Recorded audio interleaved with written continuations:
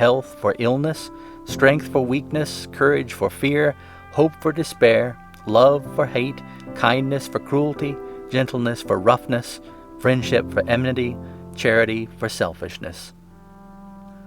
Chapter 7. We are planting seeds and learning about the weeds which kill the flowers, so that we may destroy the weeds. Henceforth, when opportunity offers, and when you can make opportunity, think about the flowers and the beauty and the good things of life. It will be harder to point your compass aright and steer true to this course now than it will be later. I could have given you the definite rules to follow on 1 or 2 pages of this book, and very little good would have come to you. The parent could tell the child the 10 Commandments and the Golden Rule, and within those 11 rules and suggestions, practically the great guides to morals and living could be found. The teacher could give the basic rules of arithmetic, reading, and writing, and the pupil would have the basis for a life's work. But good, so far as it has to do with the shaping of our lives, our morals, or our educations, must be brought out by sustained and continued application and attention. Don't you see then why it is better for you and me to travel slowly along rather than to have me tell you the story in a few words? Can't you see how it will benefit you if you keep this book ever near you after you have finished it in the form laid out? By reading a chapter or so every day in the manner suggested, you are going to fasten habit until it is firmly fixed, and your good thought will work automatically. Again, I ask patience, for clouds will come to you, despair will creep in, but each day, if patience and persistence is your rule, you are weakening the enemies to your sereneness. The shipbuilding yard looks like a gigantic jackstraw puzzle. We cannot appreciate how order is to come out of such chaos. Lots of time and patience have been expended in preparing the plates, bars, bolts, and rods. Someday, the mastermind who laid out these plans will issue the orders, and these thousands of pieces will be carried to the stocks, each finding its place, and a great ship will appear. There was a lot of preparation, a lot of patience necessary. So, with your task, patience and sincerity in the study of the parts, plans, and conditions are necessary, and when assembly time comes, you will surely realize great benefits. Chapter 8. The food you have been receiving is easily digestible.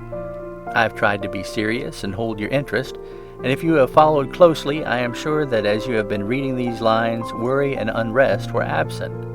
We are getting acquainted and understanding each other.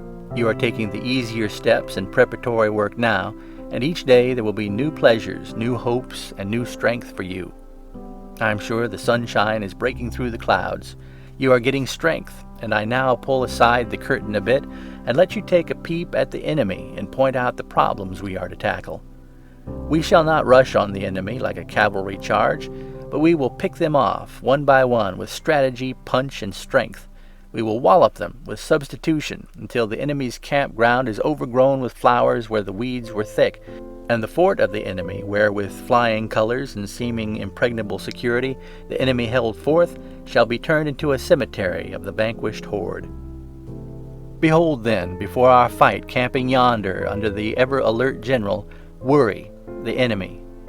Blues, nervousness, melancholy, nervous prostration, short breath, forgetfulness, sensitiveness, nightmare, blurred eyesight, lost confidence, uncertainty, fear, neuritis, hysteria, rapid pulse, dizziness, lonesomeness, nervous dyspepsia, indigestion, listlessness, dread, neurasthenia, despondency, hardened arteries, trembling, crying spells, lost ambition, loss of weight, timidity, and others.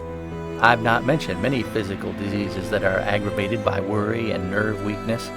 Practically every ill the body suffers, if not directly caused by worry, is certainly aggravated by worry or lack of mind control. The one thing to relieve the conditions caused by worry is to substitute right thinking and establish the ability to keep up right thought. You must get in helpful thoughts and shut out hurtful thoughts. Helpful thoughts bring strength. Hurtful thoughts cause weakness and hypochondria, and this condition is the forerunner to the ogres we have just been looking at. Set your energy to work on making and keeping the resolve that you are going to put your willpower in command of your nerves, which are the telegraph lines of the body. From now on, you must recognize that mind is to master your body, and that your willpower is to direct the mind. Your resolve will make you stronger in your purpose, and each day you will find your vision clearer and your power to concentrate your thoughts easier. Think courage. Repeat the words, "Nothing can harm me as long as I am unafraid." It has taken years, perhaps, of steady pull at your nerves to bring you into a state of weakened power mentally and physically. If you have lost your confidence, combativeness, and pep, it has been a slow process, and you cannot expect by mere resolve to reinstate your former strength and normal condition on the instant. You will require patience, and lots of it, but you can well afford to be patient, for you are now on the upward turn and gaining in strength every day. Your patience will yield you wonderful dividends. Of course, if you have been taking drugs, dope, tonics, or bracers, you will quit them instantly. They are only temporary boosters, and the reflex after the drug effect always leaves you worse than ever. Drugs and dope push you downward. Faith and hope lift you upward. There are 24 hours in a day and 1,440 minutes. If you can master yourself by right thinking for 5 minutes today, tomorrow you can be master for 6 or 7 minutes, and each day you can increase the length of the period of your mastery. There never would be any photographs unless there were shadows and lights. We need reverses in our lives to make us appreciate our blessings. In times of prosperity, we have a large circle of individuals who pose as friends and are extravagant with their offers of friendship, until when necessity, through reverses, causes us to try to cash in this friendship, we find the friends scattered like a bunch of sheep with a hungry coyote in their midst. Your need should be your inventory time, for then you can make a little memorandum book of who is who when you need a friend. Do not presume upon friends to help you. They serve their purpose temporarily to bridge you over difficulties. Friends can help you by their good cheer and counsel, by their help and suggestions, but the real help is within you, and to get pep it is necessary that you make the fight alone.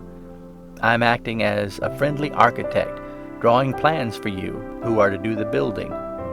Having furnished the specifications and drawings, my principal part of the work is ended, and the responsibility for the structure is up to you. I shall come around often and watch your progress, and I shall be with you in thought and good wishes, and with words of cheer which will help you to sing as you work. Chapter 9. You must overcome obstacles singly and not look upon them en masse, as you will be discouraged if you do. Take one thing at a time, dispose of it, tackle the next thing, and so on. Success comes slowly. It creeps.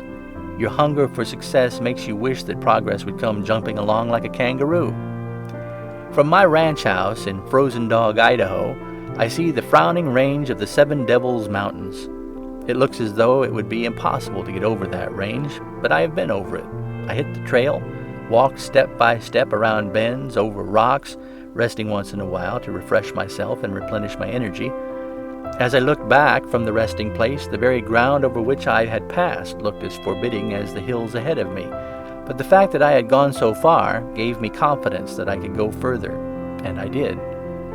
Your problems are like those hills. Keep on your way, rise slowly, surely, and go forward, no matter how slowly you go, just so you are moving in the right direction. Let a song be on your lips and happiness in your heart, and the journey will be easier. The troubles you have had in the past are greater than any troubles you will have in the future. The things you expected to floor you in the past did not happen. You may be hemmed in now, and the walls around you may look impassable, but keep your head up and keep climbing. Your loved ones are watching your progress. Their warm hearts respond to your joy and sympathize with you. And if you give them hand clasps of cheer and words of courage, you will help them and more certainly help yourself. If you cannot be sincere in speaking or acting courage and cheer, act these things anyway. Your happiness may be forced, your smile may be make-believe, your example may be posing. Be it so. Keep on the acting. It will help those you love, and finally, sincerity will mix with your insincerity, and the good impulses will be real and natural. The old man said, "Most of my worries have been about things which never happened." Your worries are mostly about anticipated horrors or conditions you expect to find in the future. But your anticipation will not be realized. Those troubles will not occur. You always came out right in the past, some way, somehow. You managed to get through and came out on top. Patrick Henry said, "I know of no way to judge the future but by the past." Just apply that rule in your own case. Faith is your rose. Worry is the thistle. Both are fighting for room. Worry wishes to kill faith. Faith struggles so hard to live. Water the faith rose. Care for it.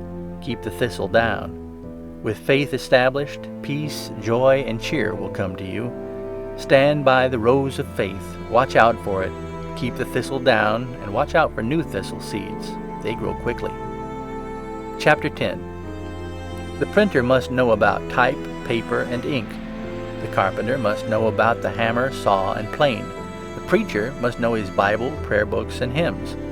So, in order to get the good out of you, you must know about the things which are in you and the tools you have to work with. The principal tool is the brain. The brain is the thought factory and the dynamo which gives impulse to the nerves. The nerves are the overseers or taskmasters of the muscles. It would take a whole library alone to tell in detail about the brain, to show proofs and diagrams necessary to give the ordinary layman a complete understanding of the brain. But I am not to be technical.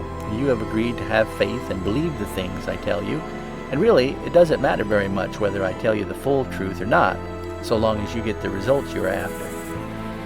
Plant corn in May, cultivate the ground carefully, and in the fall, each kernel will produce hundreds of kernels. That is truth, and it is not necessary to go into scientific terms or give botanical explanation of the process of growing. It is sufficient to know that by doing what you are told, the result you are after is sure to follow. In other words, when I tell you about planting the corn and cultivating the ground, and promise that you will reap a crop, I am talking from experience and promising you the results because I know that the formula and the suggestion given you will produce definite results. If you are too insistent, you can go to the library or consult the best doctor or the best scholar you know and find that the things I say are true. I haven't time to take side roads or quote authorities, so just dismiss your doubt and bear patiently as we go along. Have confidence in this book until you have finished it and see how the thing comes out. The brain is the thought factory, or better still, it is the business office of the body. The brain is likewise a battery, a key, a carburetor, an engine, a dynamo, a chart room. The nerves running out of the business office are the telegraph wires carrying the vital spark from the business office. Some of these nerves work automatically, and some of them get busy only when we order them to work.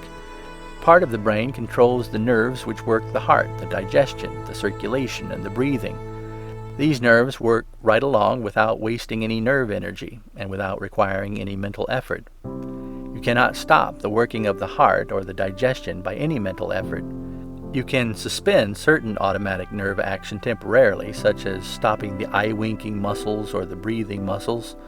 You cannot, by any mental effort, refrain from seeing things when your eyes are open. You cannot stop feeling, smelling, tasting, or hearing by mental effort.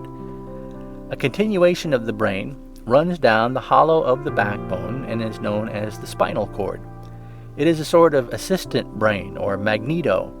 It relieves the main office of much of the most important work and takes care of a great deal of the common work. For instance, when you desire to walk, the brain sets certain muscles to work through the nerves. The impetus is given, and the start is made by definite action of the brain. After you have made the start, the brain switches the job to the spinal cord, and the spinal cord keeps the walking muscles working until you wish to stop. So then, in the operation of walking, the brain is used at the start and at the finish. The spinal cord takes care of the nerve action necessary between the time of starting and the time of stopping. This is a wonderful provision of nature, for it saves the using of the brain force for the common work of the body. I can illustrate this very nicely by comparing your brain and spinal cord to the dry cell battery and the magneto in an automobile, and comparing you, the human machine, with the automobile. You start an automobile with a dry cell battery, and when the engine is running smoothly, you switch the current to the magneto. The magneto furnishes the spark without loss and keeps the engine running without using up any of the original dry cell current. If your automobile ran all the while on the battery would soon lose its voltage and finally peter out altogether. So with the human machine. If you had to think and use your brain for every step you took, for every breath or every movement, you would soon wear out your brain. It is because many of you use the brain for much unimportant work that there is so much nerve exhaustion. End of chapters 6 through 10. Recording by J.A. Carter, www.pleionic.com.